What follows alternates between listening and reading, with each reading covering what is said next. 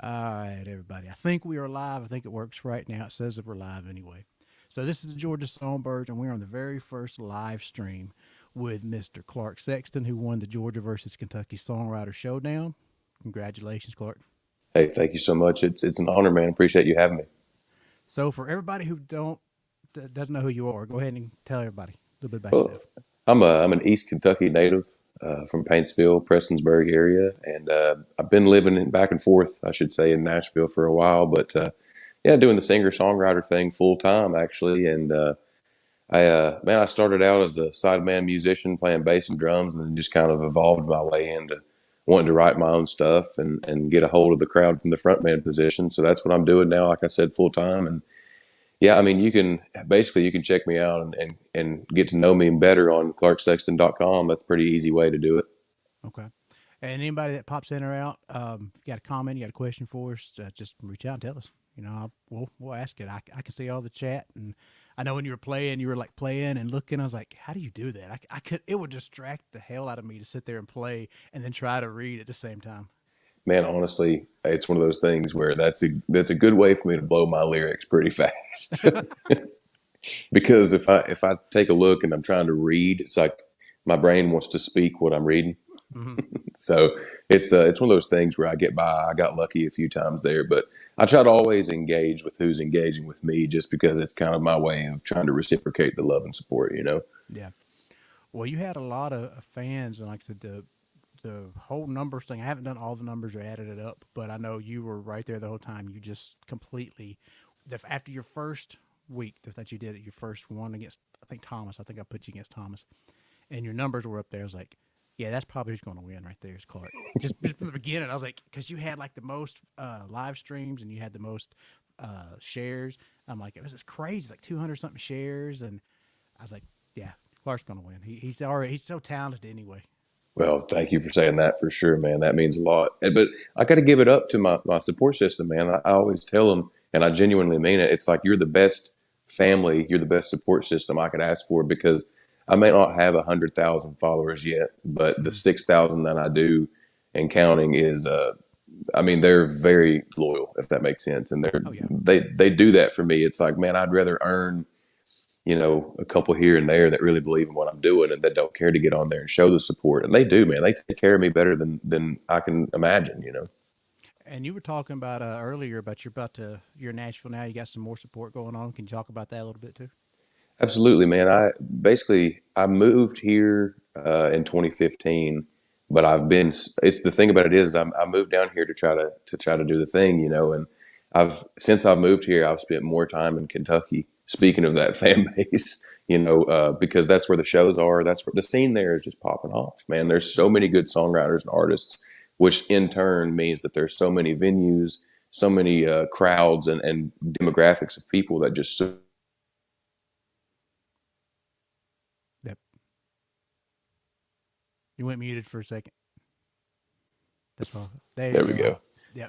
But what I'm trying to say is there's so many venues, so many demographics of people that support live music and support us artists and songwriters in turn. So it's one of those things where I'm developing a strong, I would say more of like a coercive, coworker kind of deal here in Nashville, where it's people I'm writing with, people I'm playing on Broadway with for the day job. But nothing really compares to the Kentucky, fan base that I've got, because those are the true supporters. And I'm like I said, I'm back and forth so much that between Nashville and East Kentucky and everywhere in between, I'm starting to connect that web finally. Yeah.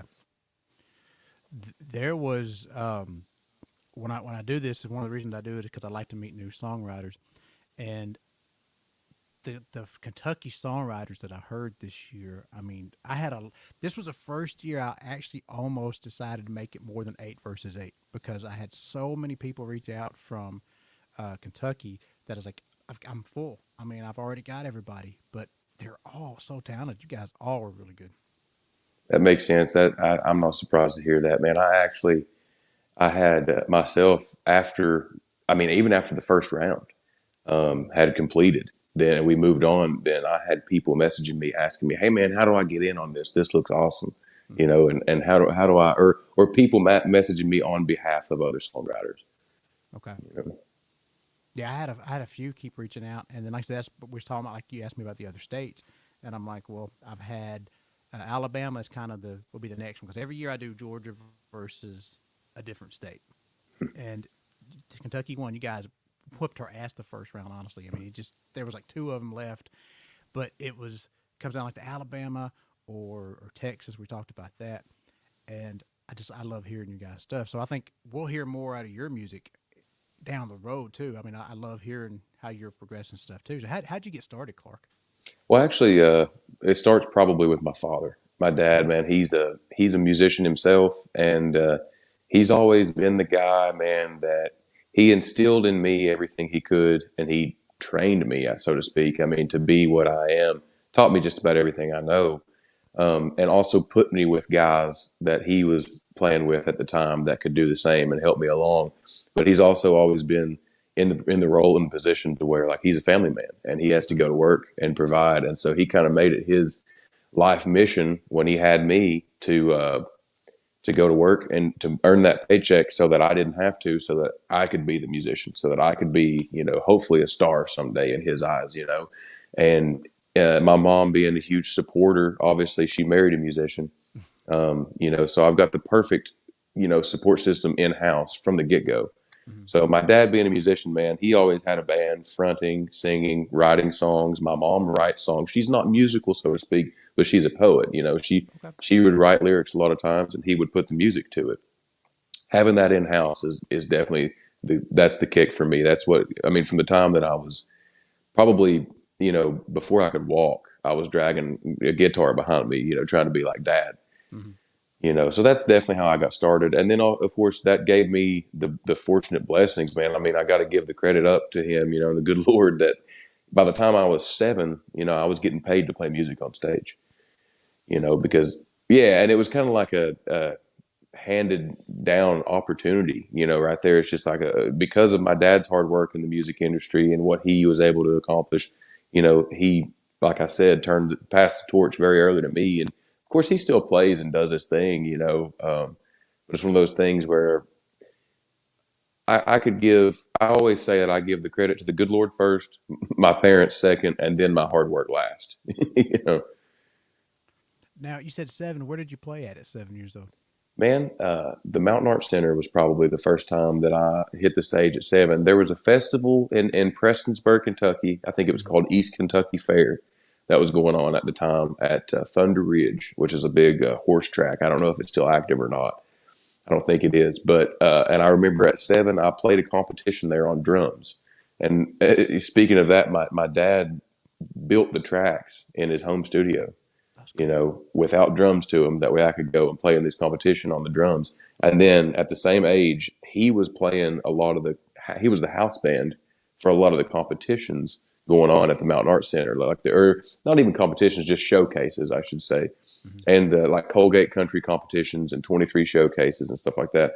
And so he, at like 7 years old, I remember he allowed me to work up a song and join his band for a performance just in one song, on the stage at the Mountain Arts Center. So those are probably my earliest memories of actually hitting the stage.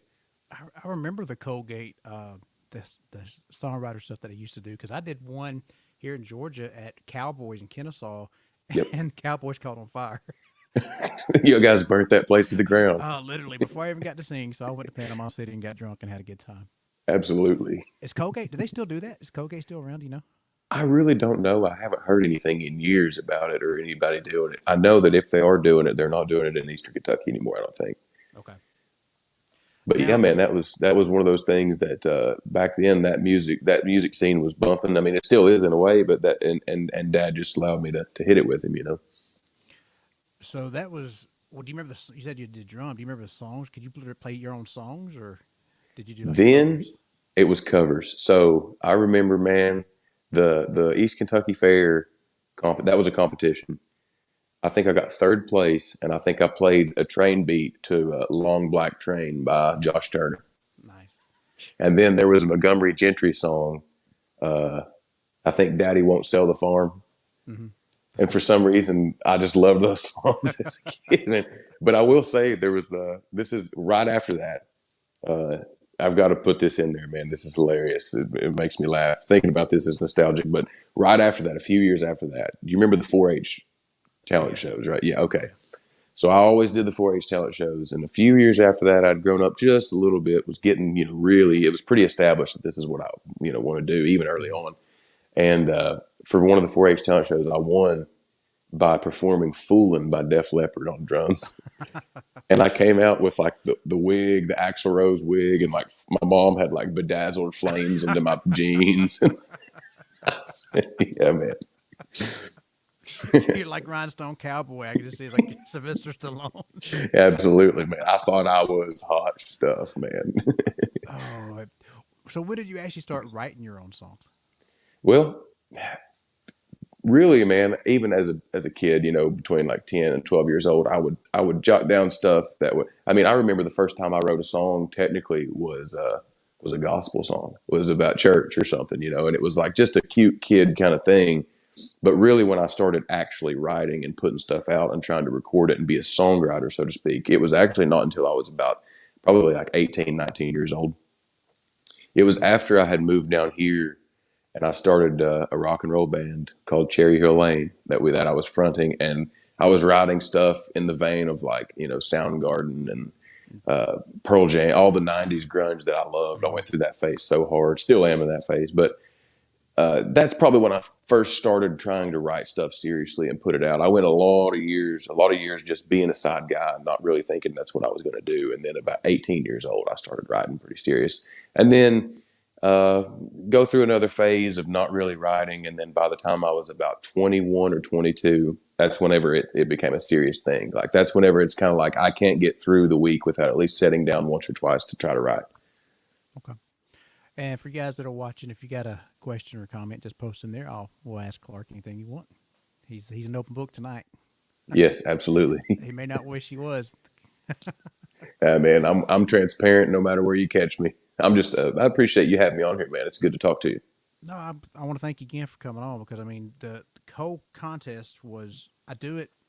If you guys didn't know how it worked, it was 8 Georgia versus 8 Kentucky, and I'd always put I call it a competition, and I'll use the quotations because it is there's a winner, there's a eventual winner. I'm not big on putting songwriters against each other because it's all subjective and it's all going to matter about how you share in your fan base anyway. But I wanted it to be as fair as possible. So what I would do is I took all your guys' Facebook pages and I see who had the most, and I just kind of matched you up with the Georgia's same numbers.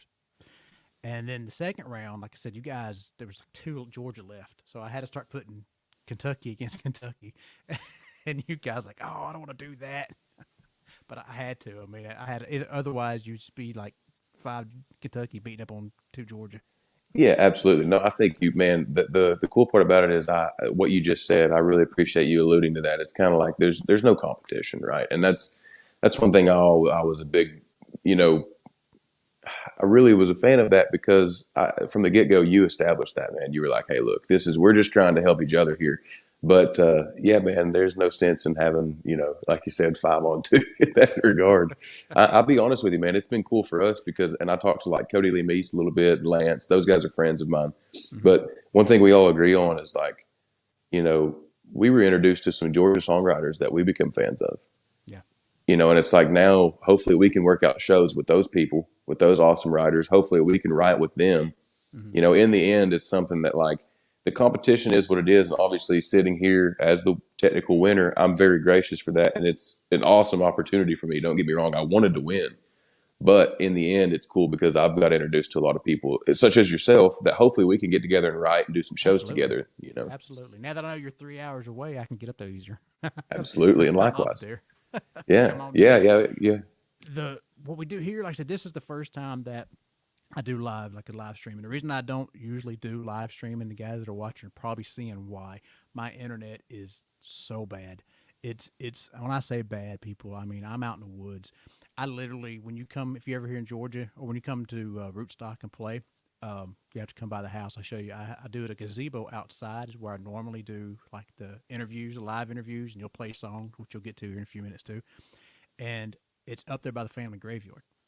But Nice. I'm on top of the foothills here in Georgia. So I mean, there's no. I don't know about you where you're at in Nashville, but there's no internet. I mean, I got 10. That's the fastest I get, and I doubt I have it, especially with twins that are probably streaming in there right now. Absolutely. Man, I tell you the truth, it'll show that I have perfect internet here and it still won't work. So I understand your pain. No, yeah, you know, It's where we're living. We were talking about that too. Is kind of like where you have to. The social media and the internet is kind of where you have to be. So explain how you do some of your social media and what you have. absolutely. Well, and you're right, man. It's one of those things where that's the way today. And I think that my perspective on that, first of all, is that like I'm trying to stay independent as long as I can and build it through social media. And the way that I approach that is just by genuine interaction. If someone's going to give me the time of day to listen to a song, to give me a view, to share, to send me a message, I try to. Now, of course, I miss some, but I try to always engage and interact with those people as a show of gratitude, as a show of appreciation, because it's one of those things that, and you said this, it's very subjective. And if someone wants to give me, their time and give me their support, I feel indebted in a way. It's one of those things where I genuinely want them to know a lot of times that I appreciate that. And I find the more that you engage with the people that are engaging with your stuff on social media, the more it reciprocates. It's like an infinite, just wheel that really works on. It's mutualistic, and then also, I'm not the best about this yet, and I'm trying to get better about it. But I think that just waking up every day and almost treating it like a job. I mean, there are people that this is their job. The social media in particular. Mm-hmm. Being a full time musician is my job, and that's what I tell people is my job. That's what I file Right. taxes under. But if I'm not waking up every day and really pursuing the social media aspect of it, I'm not fulfilling my job duties. You know what I mean? So, and like I said, that's something I need to get better at, anyways. But the engagement and the genuine interaction, man, that's where it starts for me. And that's why I set this up that way because, like I said, we did the 8 versus 8, but it's I want everybody to network because you're in Nashville. The first thing you do in Nashville is co-write. That's Yep, that's kind of a co-writing town, and it's country music in general. That's kind of the rule. So, have you met some great songwriters up there that you normally write with? absolutely, man. And lately, since COVID, now it's starting to back off, obviously, but I haven't been able to really get in and write with a lot of people lately. But I have, man. I've met some people. There's a couple guys from back home, actually, from back in Kentucky that have made their way down here that I have been trying to write with more. But there's a guy named Mike Robinson who he helped. I think he helped produce Katie Pruitt's first record. He's been on some things lately that I'll have to double check. But go check out Mike Robinson. We wrote a couple tunes together when he was interning at Marathon. Or no, yeah, it was Marathon, I think. But man, I think he was on a project recently that just got nominated for a Grammy.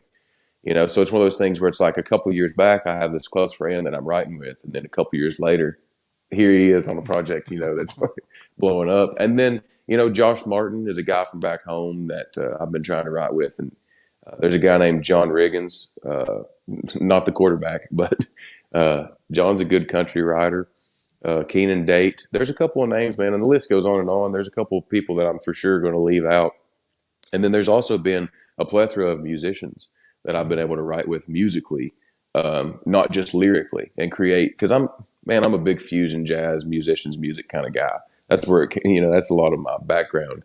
And so being able to write with guys like Sean McCrite and guys that just really are pushing music forward, not just lyrically. You can get it from both ends, man. As far as this town goes, there's so many great writers lyrically, and then there's so many great musicians that there's no shortage.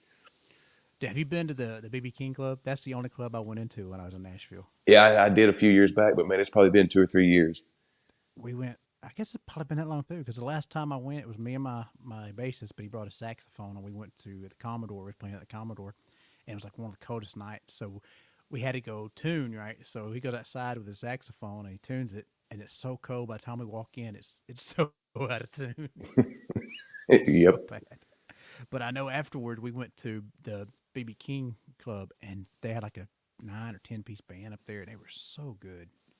Dude, I remember that was one of the best. It might have been the same group because it was a 9 or 10 piece band, and I saw Mm-hmm. them there around that time, man. And it was they were one of the best musical acts I've seen in my entire life. Yeah. Now, do you play with a? Do you have a band that you play with, or is it just yourself right now? I have my own band, and they're man, most of them. So my drummer actually lives with me here, Okay. and so that's a good thing. And then I've got a bass player, Daniel Sheets, out of McMinnville, Tennessee, and my keys player, Tommy Cully, is right here out of Pegram, Tennessee. So they're both kind of local guys. And then I've got a guy named Austin Lewis out of West Virginia playing lead guitar with me right now. So Okay. those guys are my core unit. Those are like my band. You know what I mean? And they back me like the best army. You know what I mean? They're brothers. But then also I'm doing a lot of Broadway work at the clubs downtown. You know, the Tootsies and the stage and all Mhm. that kind of stuff for my day job, I call it. And in that, man, I'm kind of like a free agent, a hired gun. I'm working with a lot of different people, and that's cool because it keeps things fresh, it keeps things inspiring. That's something that's easy to get burnt out on down there. But there's some guys I got to give it up to, like Jimmy K. Man, he's a phenomenal guitar player. He's got a group called Reckless Sidemen, and I work with them a whole lot down there. And yeah, but as far as what I'm doing, man, I obviously book acoustic still when I need to, but I've got a full band and we're full time together, so it's really cool, man. Good. Well, like I said, everybody's just tuning in and listening. If you got a question or comment, go ahead and post it. And let's hear one of your songs, Cody. Which one you want to do first? Let's see. I'll go ahead and do. I'll keep it light. I'll go ahead and do a little Nevermind for you.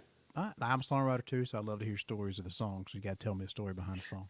Well, this one actually, it's probably the first tune that when I hit town, I sat down, I wrote. It just kind of came out, and it's probably the first tune that I put to the public. Is what I'm trying to say. That I started Okay. pushing. I did a recording of it, and I put it out, and then it's been pulled because we did it real rock and roll. That was when I was going through the rock and roll phase.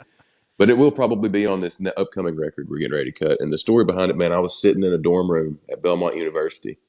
I wasn't really even a student, man. I was just there hanging out, and met a guitar player, a brother of mine that's back in Dallas now, Nate Bellotti. And we sat down, man, and he was like, I started playing this chord progression, that. That's all I had.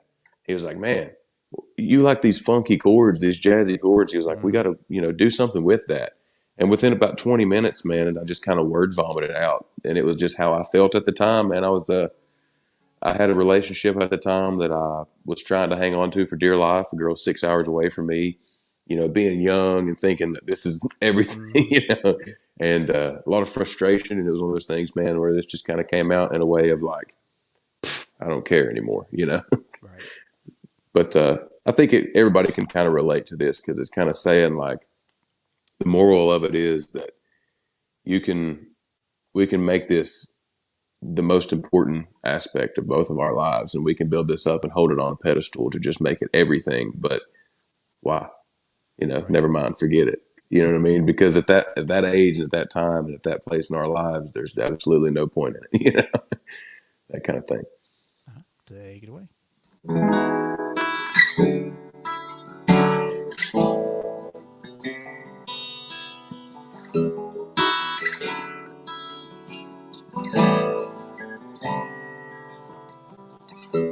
Lately, I'm getting tired of bleeding.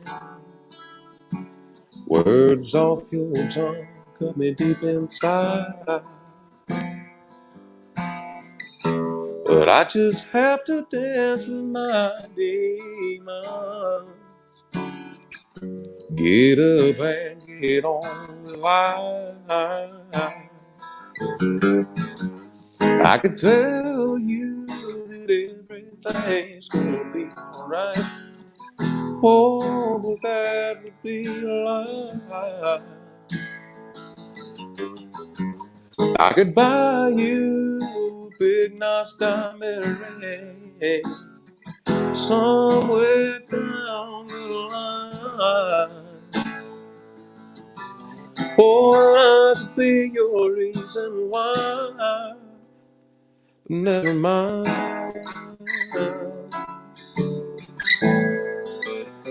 Oh, never mind.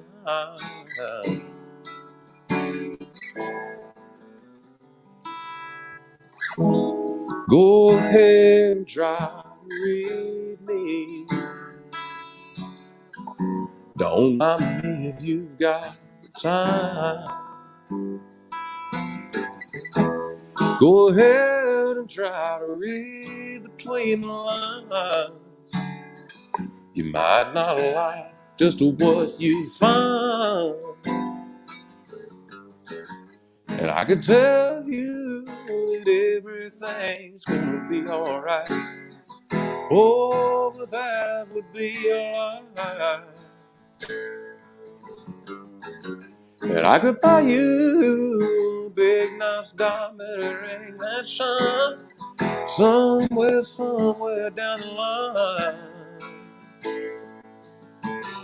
Oh, that could be your reason why.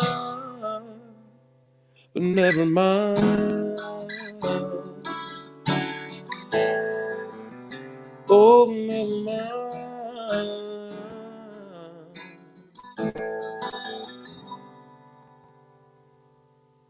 Hey, a little never mind for you. That was so good. Hey, thank you, brother. I kept thinking of the Allman Brothers, like Sweet Melissa. Man, that's one of the biggest compliments that I could possibly. Actually, too, it's one of those things where I've had people tell me, "Man, that you," and I know what it is. It's that, oh, but he won't stay without Melissa. You know what I mean? Mm-hmm. It's I know her, but I didn't even mean to do that. The Allman Brothers just flow through me, man. They're such an influence. They're so talented, and that gets a good question. Like, who on? I know you're talking about your dad was kind of your influence, but like your musical styles, or somebody that's kind of shaped you the most. Absolutely. There's a couple, and a lot of times people, they're surprised by some of them. But man, it starts obviously with my father, but Chris Stapleton. I love Chris, man, and he's from Paintsville as well, the same town. He went to the same high school I did, Okay. so he was very important and influential in me. Like, he empowered me to just like do this instead of just sit behind someone and play bass or play drums, and I got to open up for him like 3 nights in a row at the Mountain Arts Center Theater back when I was like 18. And he told me face to face, he was like, "Man, you need to do this, do your thing, go get your feet under you, and blah, blah, blah." And it really encouraged me to do it. So Chris Stapleton, the Allman Brothers, even Skinnerd, man. I'm a Oh big yeah. Skinnerd fan. People love Sweet Home Alabama, and that's fine, but you start getting into the deep tracks, man. It's awesome stuff. But then I have to say there's a whole side of me musically more so than lyrically. Steely Dan Okay. and Weather Report, like Jaco Pastorius, man, like the fusion jazz, but also like the musicians' music, the higher etiquette stuff from like Steely Dan and those kinds of bands, man. So I would say if I narrowed it down into three that really pinpointed who I am, it would be Chris Stapleton, Steely Dan, and Weather Report. Yeah. I Or could even Chris hear Cornell, man. I got to give it up to Chris Cornell, that man. I did not hear. We lost you there for a second. Come on back. What happened to you? Hang on, guys. We'll get him back. That's what I said. We're doing it live. You guys hang on. While waiting on him to get back, if you got questions or comments for him, there you are. Just post a comment down there and come on back. Um, I forgot what I was saying. Well, we Yeah, were oh, talking Chris about Cornell. That's right. influences. Yeah, yeah, yeah. Yeah, Cornell. The first time I heard him release, I knew he's a great singer because I love Soundgarden and we had Audio Slave, but he did that. Nobody compares to you, Yeah. man. I was like, dear God, that man can really sing. Yeah, man. Have you seen the version on YouTube, the more recent with the cello player? And Yes, dude, I wish I had a voice like that. I don't. I'm more if Chris Stapleton's drunk. That's me. I love it, man. No, that's good too, dude. Yeah, Except not as good. I could never be. So if you talk to Chris again, hey Chris, come on the show. yeah, I absolutely. I welcome Stapleton on here. I'd be a fool not to, because I've listened to his stuff with the Steel Drivers too. I mean, he's amazing. You talk about Skinnerd. One of my favorite Skinnerd songs was "The Last Rebel." Yeah. Oh yeah, dude. That's one too that I couldn't name 10 musicians that know that song. Hmm, great. It's one of those that I feel like in my world, my experience anyways, it's like under the radar more than it should be. Yeah, it's a great song. Did you hear the album when they did the acoustic album? I don't think so. Uh, oh, you got to hear that version of it too. That Okay. was Yeah. I have to find it and send it to you because that was the first time I heard it, and I told my wife. Now I said, yeah, that's I have like a few funeral songs, and the dance is one. The Last Rebel is another one for sure. I Yes, man. love that song. And then I'm a big ZZ Top fan too. You Yeah. talk Oh yeah. jazz and blues, all that stuff kind of goes hand in hand. And even with the people you're talking about now, you do originals because it's Nashville. You love originals. I'm sure you have to do covers. Do you have weird covers that you cover that you do? Absolutely. Yeah. So speaking of, usually the way that I approach covers, now obviously you have to do some of the mainstream stuff to get by, but the way that I love to approach covers is by taking bands that everyone knows and doing the B side deep cut stuff. So for Skinner, for example, I love doing Working for MCA and I love That's a doing good On one. the Hunt. Mm-hmm. You know, for I do a version of Black Hole Sun acoustic and by Cornell by Soundgarden. Trying to think about what else, man, because I do some off kilter stuff. Oh man, I love doing some Little Feat. Okay. So Little Feat's they've become a big influence more lately of me. And there's a song they've got called "On the Way Down" or "On Your Way Down." I think that man I've been doing live and turning it into a jam. And then every now and then, man, you'll catch me doing some Grateful Dead, some Shakedown Street and stuff. You know, but I'm trying to think of some of the stuff that is it's by popular people that I take and do like deep cut stuff. You said ZZ Top, man. I love doing cheap sunglasses. Mm-hmm. That's a big one I always do. But yeah, Rough Boy was always my favorite. I love yeah, Rough Boy. absolutely. I love Nationwide too. Yep. That That was whole set. I've got one for you if you want to try one. Because when you were singing earlier, I was thinking like that's like I've heard you sing through the competition. Like I said, you're a great singer. thank you, I think you should try some Michael McDonald. Keep on forgetting. dude. I Keep wish on forgetting. I couldn't do it right off the cuff, but uh,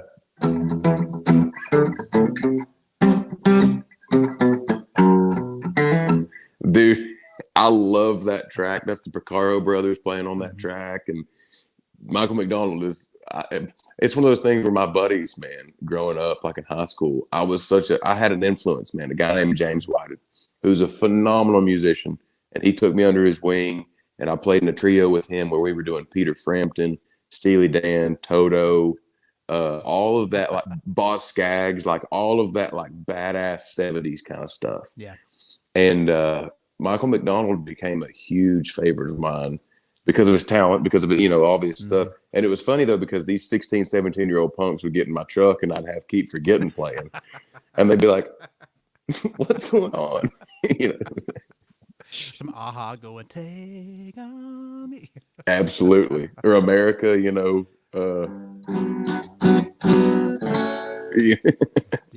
all that stuff, man. Yeah, it's funny you say that because I love Michael McDonald and I love that track. I'm just not man enough to cover it yet.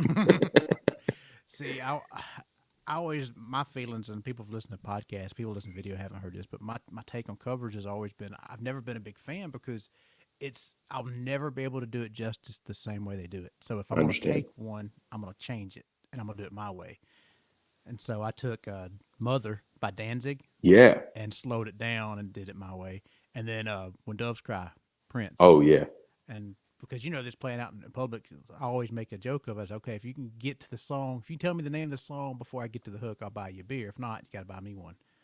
And then I would use it. Dude, that is super cool. I can imagine a slowed down, like ominous version of Mother. Mm-hmm. That's cool, man. And I agree. I take a similar approach in the sense of I feel that, that feeling of, man, I can't do this justice. So let's just do it how I would do it. Right. That's super cool. Now, you said you have an album you're working on now? Is a new one coming out? Getting ready to start the process right now.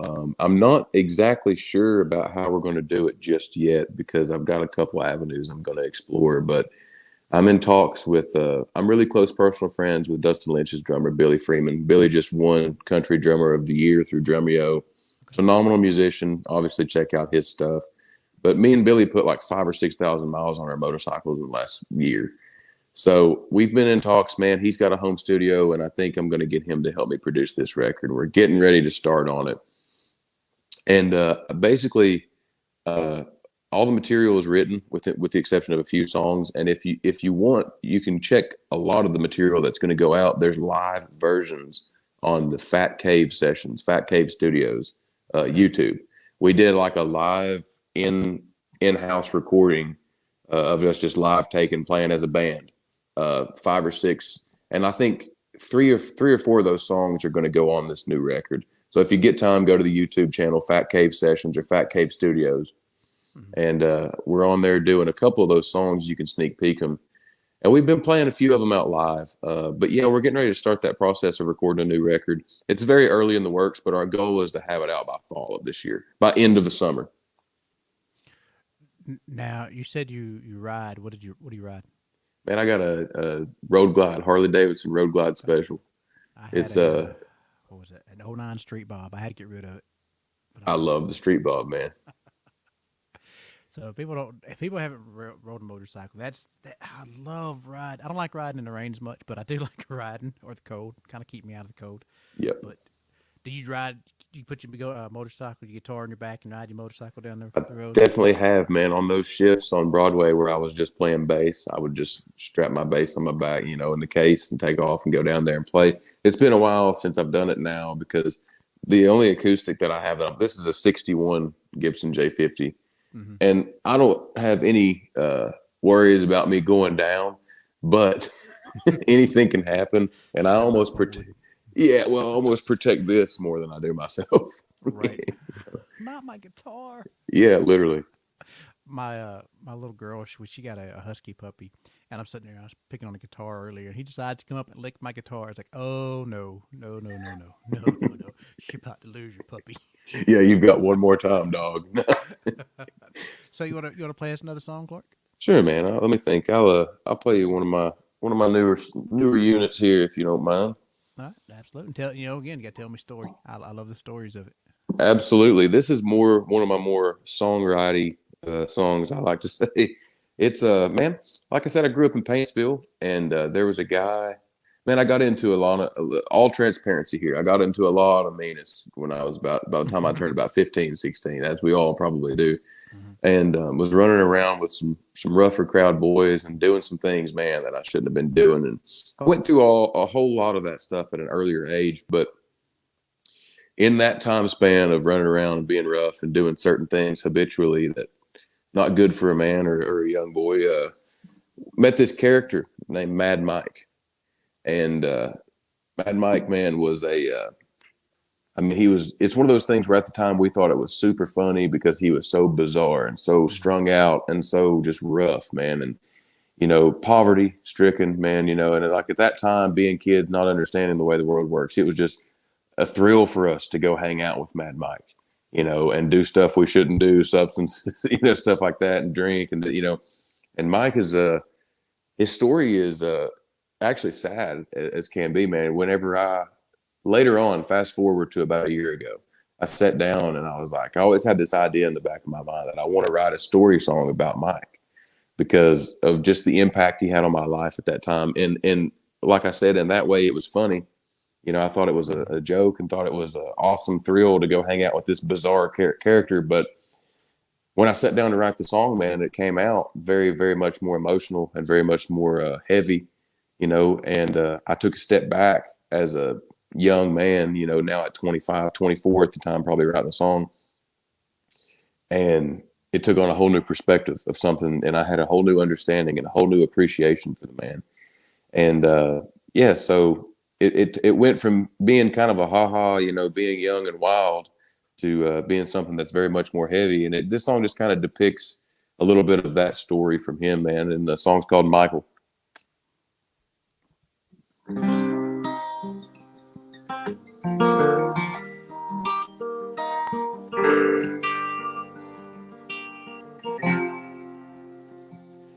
He was tougher than nails. He used to hammer down the boards, the ones that kept his shack from getting blown away by the storms. Storms that plagued our broken town that we ain't left since we were born. Now, he tried some time before to leave us rotting here on earth. Filled his mouth with lead and powder, but the shot, it didn't work. And to his spite, his daily life, it ended up a little worse.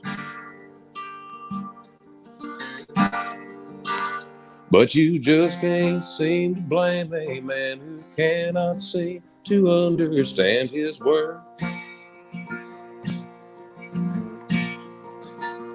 Yeah, they tell me of that greater plan carried out by the good Lord's hand, but the only thing he ever knew was dirt.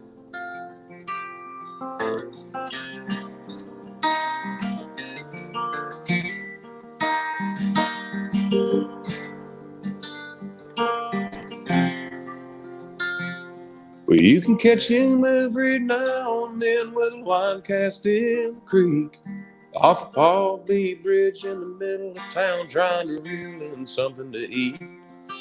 Best just pass on by, 'cause that scar is hard to hide and tough to see.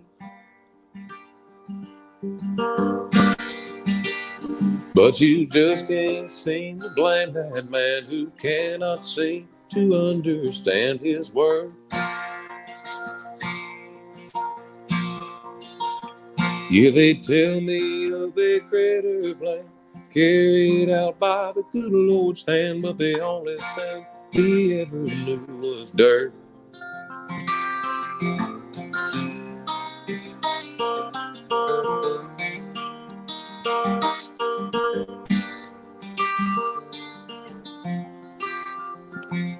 Well, now Mike, he has a son, and he got rid of all his guns, and he's teaching that boy to fight, not hide and run.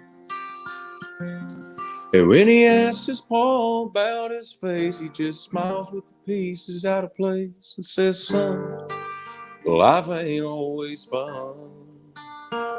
But you just can't seem to blame that man for helping his kid to understand his worth.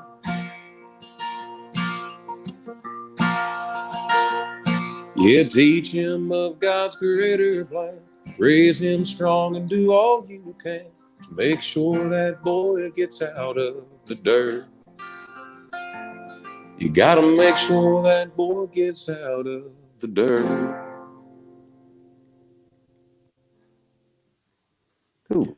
Damn, dude.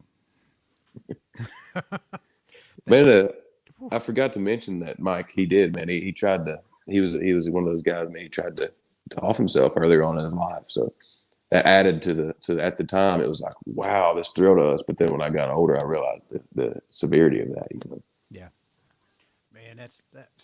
See, this is what I miss on the radio. I know a lot of times they won't play much of the story songs like that anymore, Right. like the whiskey lullabies, like Dirt. I mean, that's. I think people miss that. They need it. Me too. It's the real substance of life, and I think that people relate to that stuff way better than just like partying and KC lights and cold beer, you know. I get people want to dance. They do. Mm-hmm. I get that. I mean, that's majority of what you got to put out. But there's certain songs that you need just to tell stories because it, that story, like you just said, nobody would have known about that, and now they do. And I mean, dude, I don't know Mike, but that touched me listening to it. Well, I appreciate that, man, and I'm sure he does too, wherever he's at in this world. And that's the thing is, I've had people come up to me that when I've performed that live and say, you know, did he? Is that true? Do you know? Is all that? And yeah, it's he did have a son, man, and that gave him a purpose for living, and that showed him that no matter how messed up his life got at one point, you know, that was his purpose for living, you know. And in my, uh, you know, interpretation of his life, you know, from an outside perspective, to me, that's a lesson, or that's a moral that we all can cling to and relate to. It's kind of like there's always a reason to keep going, man. There's always a reason to keep doing, to keep existing as who you are, no matter how you feel about yourself. You know, there's a reason to pull yourself up and be here for someone else. You know, and that being totally, that was probably one of the first songs I've written that when I took a step back and you know really thought about it, it took on a whole new meaning in that regard. It kind of gave me more of that, like, you know, that feeling of hope, you know. Mm-hmm. Yeah, I mean, and guys are listening. If you got questions or comments, like I said, post them in here. Don't be shy. Well, I don't bite. I'm on the screen. I'm Clark. I don't know about Clark, but I don't bite. If I do, I'll get you a tetanus shot. Speaking of that, my son, I've got twins, and the boy Gibson. It's a boy and girl, but the boy was helping carry some wood back and forth because we're fixing my mom's house. She'd passed away, so we're cleaning it.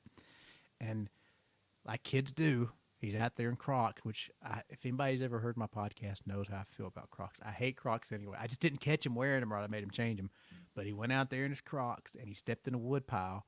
And the next thing I know, he's sitting on the ground crying, holding his foot. I was like, "What's the matter with you?" And he's like, "Ah." So I had to carry him back down to the house. And luckily, he had his tetanus shot and a couple years ago, so he was good. But he learned a lesson that day. Absolutely, man. Yeah. Poor fella. I Now, bet when he goes out now, does he not wear his Crocs anymore? uh, you know In what? I that, don't know. He still wears them. He just doesn't go out to the wood pile. there you go. Yeah, He just sticks around the house where he knows there's none out. You know, absolutely. there's that old those when I grew up, my grandfather, they taught those hard lessons. You get the old country lessons. So we used to have cows, and we had like a barbed wire electric fence. So the way they would teach me not to touch it for the whatever reason is, all right, Jesse, put your hand, your knee on the ground, and grab that. Okay, Papa, I'll do it. I did it. I grabbed it. I got the shit shocked out of me. Yep. So, and now you're from Kentucky. I know you got to have some stories like that too. Absolutely. Actually, the song that I probably have had the most whatever with is Oil Springs. Mm-hmm. And the story behind that, really the inspiration behind that is I have a best friend, man, that I was best friends with my whole life, and he passed away a couple years back. And so that kind of inspired me to write the song and tribute to him and everything. But the way that we met was I was friends with his cousin first, Mm-hmm. and we went to their farm, their Papaw and Mamaw's farm, which is a lot of cattle, a lot of electric fences. Okay. And the way that me and my buddy Damien, the way that we met and first started getting close is seeing who could hold on to the electric fence longest. And we eventually, and it was, probably what, like 2 volts or so, enough, something strong enough to work, but not strong enough to hurt us, obviously, and we're sitting there laughing our asses off, man, grabbing a hold of this electric fence over and over, seeing who can hold on to it longest. And it grounds it out, shuts it off or something. And of course, granddad comes out screaming and cussing us to death, very similar, very similar. But that's the way, man, that me and one of my best friends of all time, rest in peace, man, that's the way we met. So when you said that, I was like, yeah, that hits home. That made me think of one too. I was in sixth grade. I was at a friend's house, and they had electric fence, and so we there was he had a sleepover. It's like 4 or 5 of us. So one guy grabs one of those aluminum bats and sticks it on there, and then we all like hold hands just to see how far the current would go through us. Yep, It got all the way through. absolutely. That's funny. See, I told you when we started doing this, we're going to talk about music and stuff like that, but tangents always happen because people want to know about Clarke. They want to know about. They hear your music. They can see that, and they want to hear stories, of course, because I do. I like the stories, but they want to hear more of Clarke. So you've been playing for a couple years now. You got to have funny stories. Man, yeah, we've last year alone, I was able to go to like California, Colorado, Alabama, Michigan, all over the place. And there's always good road stories. One that comes to mind, man. Me and my drummer Tyler went out to Tulsa to do a songwriters thing, and I used my mom's car at the time. I didn't, and because right now all I really have is my motorcycle. I rent vans for the Weekend Warrior stuff, and then me and my dad, where he has a company truck, and they're local. They live down here. They moved down here where I'm at. I jump in. He has a Dodge truck that I use a lot of times if I ever need it. So jump in my mom's car, and I'm used to these big SUVs that I've owned. The last car I owned was a full size SUV like a Tahoe. Go to Tulsa in this little GMC terrain, play the show, play big shot for a few hours, get a few numbers here and there, do this. Is that Mercy Lounge out there actually? Okay. Or that's Mercury Mm-hmm. in Tulsa, I think. Long story short, we have big plans, man. We're going to hit Whataburger, because we don't have one. Well, we do now, but we didn't have one out here, and obviously in Kentucky. We leave the venue, and I'm on a high, man. I'm, not literally, but I'm just riding that wave of playing big shot and getting this attractive lady's number and playing these, playing these original songs and having these people come up and love them and all this stuff. I just think I'm the man, dude. And I get about a mile and a half out from the venue down the road, and we run out of gas. So, so here I am, like, mad as hell or whatever. I look up on GPS, Google Maps. I'm like, what's the nearest open gas station? So here I go walking, man. The nearest one's like 1.4 miles away. Here I take off walking. It says it's open 24 hours. I get there and it's closed. No. But when I get there and I'm on foot, and I left my pistol with Tyler in the car because we're in a strange place and he's sitting there by himself in the car, Mhm. get down there, it's locked. There's a homeless dude out there, man. He starts, asking me for this, asking me for that. I'm like, dude, I'm in the same boat you are right now. Like, I have just enough money to get me a gallon of gas and take it back, whatever. And I think I had to walk all the way back. On the walk back, man, I think 3 or 4 different times there was people from that venue. Hey, man, you're the what are you doing walking down the street? Hey, man, what, recognized me from Mercury. It was like Mhm. giving me, I mean, it was hilarious for them to see me like sweating walking down the road, like, I'm out of gas, dude, whatever. And thankfully, the guy that had brought me out there, Bryce Dykes, he come back and picked me up and took me and got me gas and everything. And then no longer, then we got out of the Whataburger drive-through, which took forever. Got down the road about 30 minutes. A monsoon, one of those Oklahoma Oh. monsoons, man, just came through. We had to pull over, stay at a Red Roof Inn, I think it was. The whole night, I'm sitting there just having to watch outside my window to make sure. I mean, there's people, ruffians everywhere, man, just Yep. going off and having a big time. So that whole night I spent basically just guarding all the gear in my car, and that's just typical stuff of being on the road. There's some crazier experiences we've had and stuff, and there's some stories I could think of deep. But I remember going to Tulsa for the first time, running out of gas in my mom's car, having to walk to a closed gas station. And basically, half the crowd that was at the venue earlier had seen me walking, sweating my ass off and giving me a hard time about it being funny, and stuff. And then going through one of those Oklahoma monsoons for this first time, you know what I mean? Like, and of course, anytime you're out on the road and you have gear in your car, you're paranoid. Oh yeah. How come none of them offered to get you gas or take you to the damn gas station? I think they were all drunk. Actually, I will say this too. Some of them were walking themselves, because that whole strip there of Uh-huh. downtown Tulsa, it's not be downtown. It's actually like Route 66 is where I kind of was. That Okay. goes right through Tulsa. Hmm. Most of them were walking. One of them I think was in an Uber. Now there was a couple of them that definitely drove by in pickup trucks, and it's just like just in passing, like not even slowing down. Yep. Thankfully, the guy, like I said, Bryce, that had brought me out, he comes back and he picks me up and takes me where I need to go and stuff. But yeah, man, and like I said, there's been a few times, man. I'll tell you a funny one. Long story short, we went to Michigan last year, and in Michigan, there's recreational, there's legal. Hmm. So, of course, like I said, I went through all that stuff earlier on. You know what I mean? I at this point in my life, I might have a drink of bourbon, and I'm good. But I had a van full of guys, man, that was so we get up there. The very first thing everybody wants to do is go to the dispensary. Hmm. Cool. All right, fine. So we pull in, everybody stocks up on everything, does their thing, and everybody's like, you know, ears are peeled back because it's like, holy hell.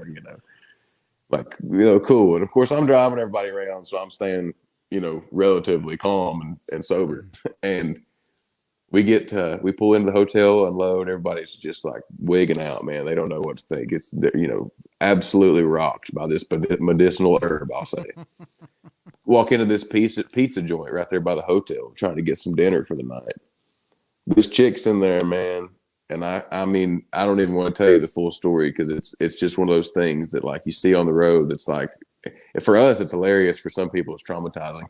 But she's first of all, we walk in and she's kind of a bigger girl. You can tell that she probably, I'm not judging anybody, but she probably wasn't as well to do. Hmm. That's fine, man. But she's standing over the air conditioner, airing herself out. Okay, like sundress, just hyped. Okay, needless to say, like we immediately questioned whether or not we're going to order the pizza. You know what I mean? And then proceeds to tell us, she goes on and goes on this whole spiel while we're trying to get our dinner about telling us how she just bought a new house and all this stuff. Well, it turns out it ended up being a camper that she pulled by the speedway, and she was living out in the field next to the speedway, and she's inviting us over. She wants us to all come over and like tour, and all this stuff. But yeah, that stuck with me, man. That's one of the things that like everybody thinks it's there's like that meme going around. It's like talking about the glorious like glamour of being on the road as a musician, and then it shows what you actually see, and it's like truck stop bathrooms and Yes. the back seat of a van. That's one of those things where it's like it come to my mind. I was like, man, a lot of my buddies will joke and be like, man, I bet you do great with the women out there on the road, being a musician and long haired and all this. Like, oh yeah, we do great. We walk in to get some dinner, and Honey over there that lives next to the speedway, is airing herself out over the vent in the pizza shop. Like we just want some dinner, man. Like, it's one. Me and my guys still talk about that one. Yeah, she's going to serve you. You just wasn't going to get pizza. Yeah. Oh, man. It's one of those things where, like, if I told my mom that, if I told her that story, she would probably tell me to hush and get out of her face. See, my mom, I'm glad I did this when she died in February of last year. But I did a Mother's Day interview with her because I wanted to get her on so I could have a Nice. talk with her, and she threw me under the bus. I mean, that woman threw me. To the day that she died, she believed that I was a whore. She thought I sold myself in high school, and I'm like, Mama, why would you think that? And that's all because my best friend told her I did. And so she believed that to the day she died. That is incredible, man. I mean, that's just one of those things, man. That's funny. And honestly, I can probably relate. I think that I catch a little more riffraff in that department than I should most of the time too. Mm-hmm. Oh, yeah, she. You had to listen to that. Anybody that want to go listen to my mom rat me out. I mean, there's stories of being in Florida because I went when I was my senior year of high school. I graduated, went down there, and she like I said I was swimming on the bed, but I wasn't swimming on the bed. I was drunk because she bought me all the beer, and I was talking to a bunch of girls, so I was coming back to the room, and I fell down on the bed and I hit my head on the. Remember the tape? We used to have tapes. When I was younger, we could carry tapes instead of CDs or iPods now. Yeah. And so I hit my head. I'm like, oh. So I got to get the covers off. Well, the covers were so tight in the bed, they didn't want to come. And of course, I'm laying on top of it. So I'm like trying to get the covers down. It's like I'm swimming on the bed.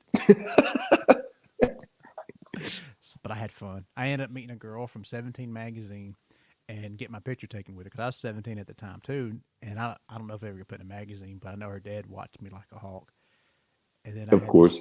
these two models like want me to go to Club La Vila with them. Like I can't get in. They Yeah. won't let me in. Dude, that's one of those like heartbreakers. Too much. I'm gonna what we're gonna do. I'll let you get one more song in, Clark, and then I've got a part of the podcast I always do for everybody that's non-musical because we talked about music and we kind of talked about other things too, but that happens. But it's kind of like a 20-question kind of game. Cool. But go ahead and do one more song. Which one do you want to do? Let me think. Tell you the truth, man,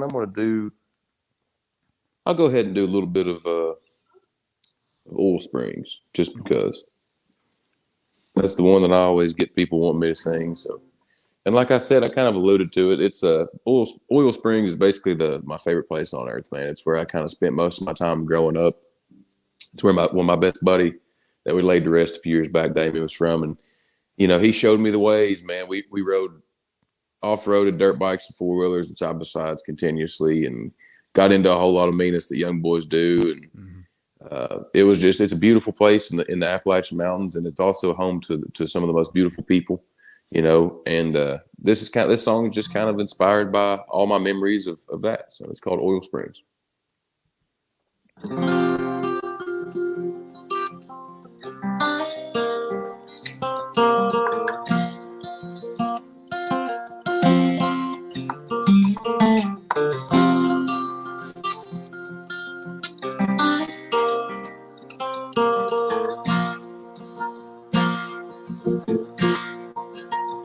Well, every now and then I like to go up on the mountain and get down with the natives for a while. The gospels of the poor man started flowing like a fountain. Whiskey River takes my mind on down the road a couple miles to another past life lover, long enough to rediscover all the charms that East Kentucky girl can have. Let's go cruising out Route 40, and by the lake we'll park our ass, we'll roll on up and burn it down, and then we'll kiss and cry and laugh. 'Cause I've been longing for those evenings we spent out in your springs, and I've been chasing that feeling, and it's been chasing after me.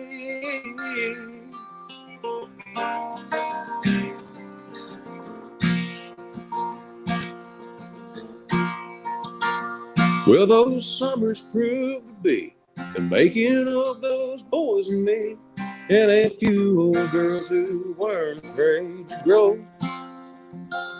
In a tent on Granddad's Hill, we found more love, found more thrills. Yeah, the kind that takes a certain mind to know. I've been longing for those evenings we spent out in your springs, and I've been chasing that feeling, and it's been calling out for me.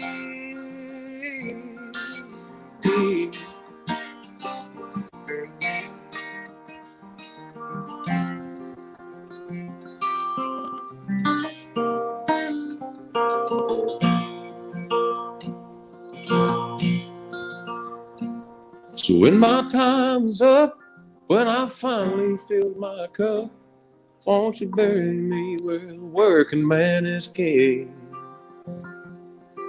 'Cause on my dying breath, you'll hear my last request. Won't you lay me down to rest in old springs?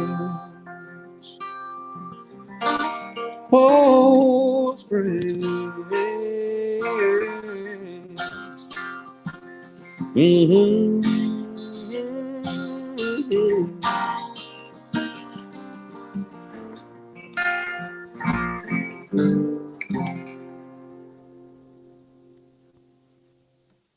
Good job, Clark.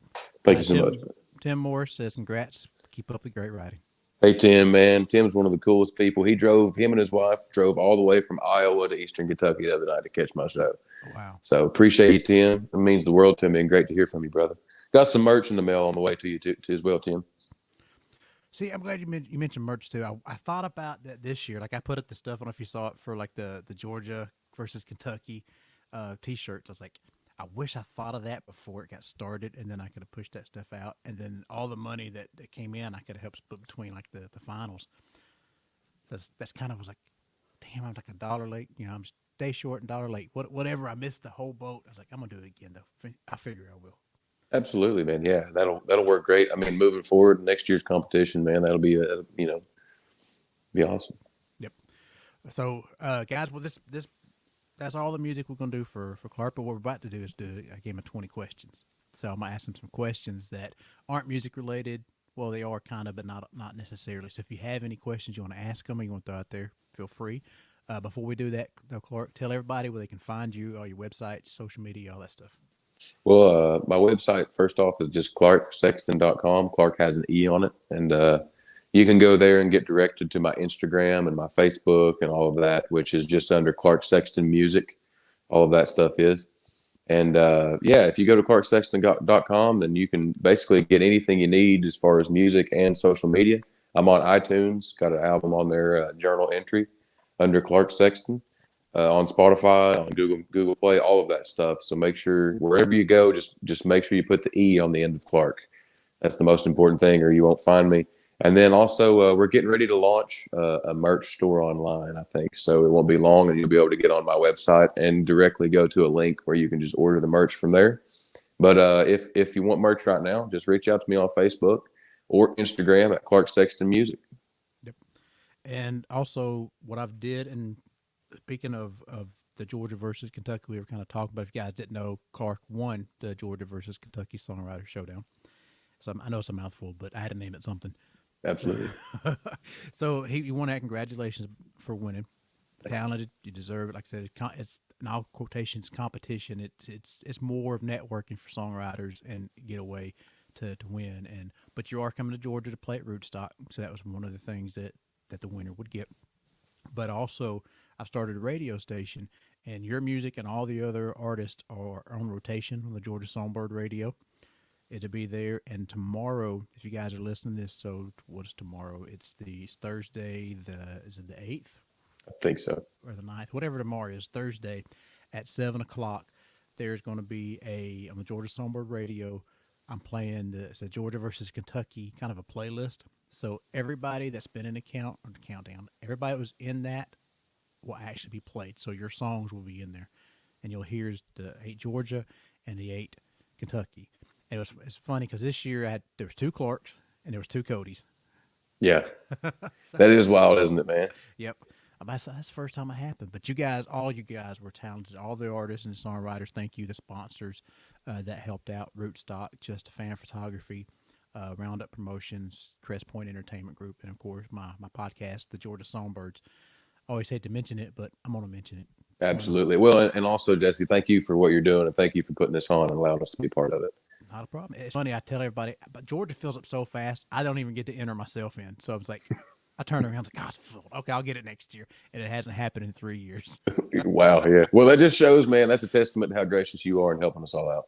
Yep. And that's what it's for. And I mean, anybody that doesn't do that, I think it's crazy. I mean, why wouldn't you? Because it's all, you said it earlier, you reciprocate it. Me and you get together, right? I'd love to write with you. Absolutely, man. Yeah, we're going to make that happen. Absolutely. I'm 3 hours away. I can drive. And likewise, yeah, we'll work it out. But this is the part where I'm going to ask you 20 question kind of game. And so if you guys are still listening, have a question you want to ask, it can be music related if you want it to, or it can be completely wild. So the first question I'm going to ask you is, if you won the lottery, what would you do with it? The very first thing I would do is probably set my parents up, man. Okay. Yeah, I think so. Just because of everything they've poured into me and given to me and how much support they've shown me. Okay. One question I always ask all the guests is a hidden talent. A hidden talent? We know you can play music and you're right. So what kind of hidden talent does Clarke have? But I'm actually kind of shaping up to be a pretty good golfer. Okay. But I mean, as far as that goes, I think the first thing that comes to mind, man, is riding motorcycles, dude. I'm getting pretty lethal on the street. And what you said, you had a 2019 Harley Davidson Road Glide Special. Road Glide. That's right. You said Road Glide. I was thinking Road King because that's the kind I was looking at, was the Road King. And then I started thinking about it. I was like, you know what? I'm getting older. I'm about to be 45. I've got kids. It's like, I'm going to go get one of those slingshots so one of them can ride with me. I've got twins, Absolutely. so I guess I got to pick the best one. Yeah, yeah. Oh, Pamela Sexton says impersonations. Well, that's a very good. I can do impersonations, Well, now and you have to do it because Pamela. oh, I don't know. Put me on the spot. Thanks, Mom. Man, I don't even know. That was just. I don't know. That's for a different. We'll just have to work on that. We'll have to do that on the podcast or something. We'll have to get together and do that again, because put me on the spot like that. Woo. Yeah, because my daughter makes me do voices too, so I have to do. I'll do it because I ask. We'll do it live. So she makes me do like a doctor. I'll give you a choice. I'll do like my Doctor Evil, or my mom used to ask me to sing Elvis because I did American Trilogy. Do your Doctor Evil. I got to hear that. Okay, let me get where I can hear myself a little bit. How about no? Okay, all I want to do is listen to Clarke do his impersonations. Fucking laser beams on his head. Yeah, that's pretty good, man. That's really good. That is really good. I used to do like a Sling Blade one. Cleveland Brown. Cleveland Brown's a big one. Mm-hmm. You got the hooray, it's ham night at the Brown House, but I have to be super loud and super in the zone, and I can really dial that in. But that's put me on the spot. That's that's probably definitely your impersonation of Dr. Evil is spot on, man. I have to do all kinds of voices. We went to Germany, and I've got a son. He's your age. He's actually in the Air Force, but we were going to me and him was flying to California for a father son trip, and my wife now we were dating, so she came to the airport, and he had a little stuffed bear, and so I turned him into Dirty Bear. Now this is before Ted ever came out, but 2 years later, I'm just saying, 2 years later they made the movie Ted. I'm like they took my material and they ran with it. Dude, that's incredible though. You're gonna have to get royalties from them. I know it. I'm gonna figure out how. All right, Eh, who would play you in the story of your life? Oh wow. I'd like to say Jason Momoa. Okay. I, Me too, but I think I get more Zach Galifianakis. Oh no, man. If somebody else could sing your songs, who would you want them to sing? Hmm. If somebody else could sing my stuff, who would I want to sing them? Uh, Man, honestly, either Brent Cobb or Chris Stapleton. Okay, yep. That's good choices. I love both those guys, man. If you could meet any artist, living or dead, who would you want to meet? Waylon Jennings. Waylon Jennings. Yep. Okay. Yeah, by far, Waylon, man, it's just he's like my all time, one of my all time pillar, like favorite, like cornerstones for me. And I think that obviously it'd be a rowdy time and it'd be fun, but I think that he's probably the coolest character to me there is. So, Okay. Yeah. I remember when I was little, my papa would play, as he played guitar, kind of taught me some stuff, but he would play, and on the boat, they'd be drinking Shine and listening to Johnny Paycheck and David Allan Coe and just jamming away. I remember those days. Great days. If you could get in a time machine and to go any year, what year would you go?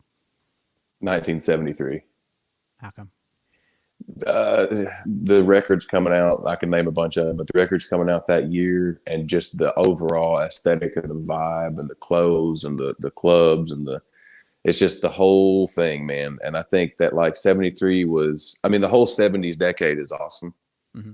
But in 73, you had, just things going on, man. And that was like early enough in the 70s to where like it was all still new and all still like, it was like established, but Mm-hmm. it was also like still, pretty popping. So Yep.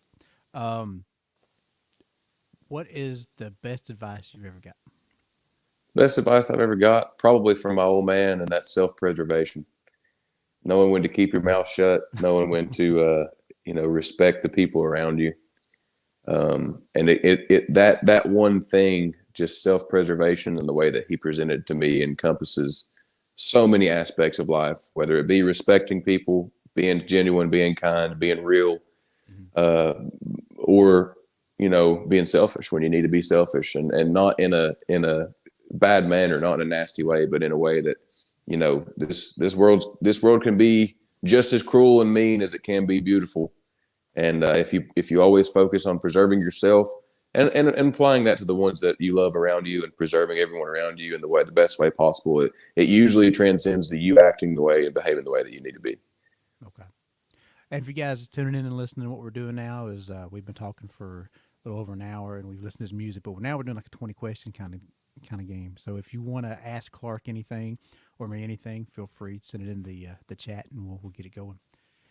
Um, if you wasn't doing music, what do you think you'd be doing? Probably running a piece of equipment somewhere. No, I mean, I come from kind of a blue collar family. My old man working, he went from the oil fields to the coal fields, to, this, that, and the third. And that's kind of just what was around me. And I remember being 15, 16, 17 years old and wanting to go to work. All my buddies were starting to go to work, and I wanted to hit the oil fields and make all that money. And I wanted to, and my parents, hold on, let's try to, and they really did a good job about supporting me and pushing me into music. And I don't know, man, I think that if I wasn't playing music right now, I would have to do something with my hands. I would have to do something. I've always been fascinated with big equipment. So probably running a piece of equipment somewhere. Okay. Tim ask, how many different instruments can you play? I can play drums, bass, guitar, vocals, if you count that. And I wouldn't say I can play a piano, but if you put a piece of music in front of me, I know how to technically read it and pull out a piece of music. So I would say three instruments, though, that I really can play. Yeah. And I don't know if you heard earlier, Tim, but he was playing drums at 7 years old. Man, I remember playing drums when I could. I mean, before I could remember actually. When I could hold myself up on a stool by myself, and they've got footage and stuff of me keeping a beat and stuff. My mom tells a story that I was kicking in the womb to tempos of songs she'd listened to. So See, I used to do that when my wife was pregnant with the twins because you would I would sing to them and they would just kick and and then the weirdest thing is when her face comes through and any yeah, lady listening that's been pregnant, it's like, oh my god, you just like the face, it's like watching Alien or something come through the body. yeah, Justin Stewart, she asked, "What's your favorite song to cover?"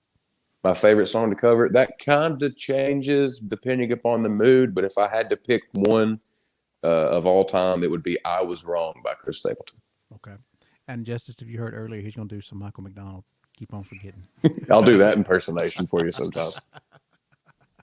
That's I love doing stuff like that weird stuff. We talked about that. I have to send you the video of the one I did a mother because it's recorded somewhere. Same with my wife. She got me doing Elmo because I do Elmo voice, and so I was singing Wrecking Ball by I can't think of his name now. Church, right? It was Eric Church. I did Wrecking Ball like a wrecking ball, and I did it in my Elmo voice, and I did the whole song that way. And she recorded it and put it on YouTube or something. It's there somewhere. I don't Please send me that link. I was like, you know what? That's easy to do. It's hard. That's hard to sing that whole song that way to do it. Absolutely. Yeah, that's funny though.